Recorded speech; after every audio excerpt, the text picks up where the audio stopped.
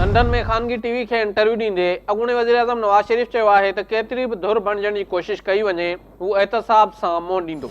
हुन चयो त डॉक्टरनि खेसि कुलसूम नवाज़ जी सार संभाल लाइ साणसि गॾु रहण जी हिदायत कई आहे। संदसि चवणो त कुलसूम नवाज़ जी घुर्ज बावजूदि हू अदालतुनि सां मुंहुं ॾियण लाइ पाकिस्तान अची रहियो आहे। नवाज़ शरीफ़ चयो त हुननि ससलीन माफ़िया ऐं घाट फादर जा रिमार्क्स ॾींदड़ अदालत सां बहादुरीअ सां मुंहुं ॾिनो आहे।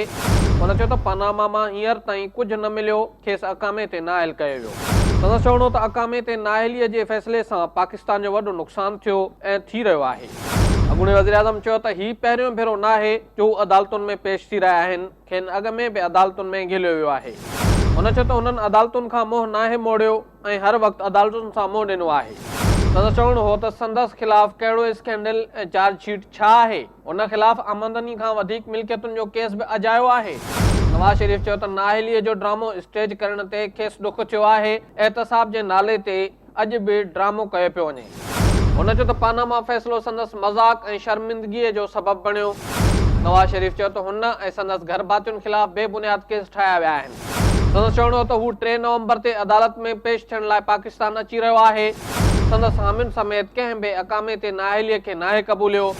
अॻूणे वज़ीर आज़म नवाज़ शरीफ़ चयो त एहतसाब जो मक़सदु इंसाफ़ न पर सियासी इंतकाम आहे। तारीख़ संदनि ख़िलाफ़ केसनि जी सचाई साबित कंदी।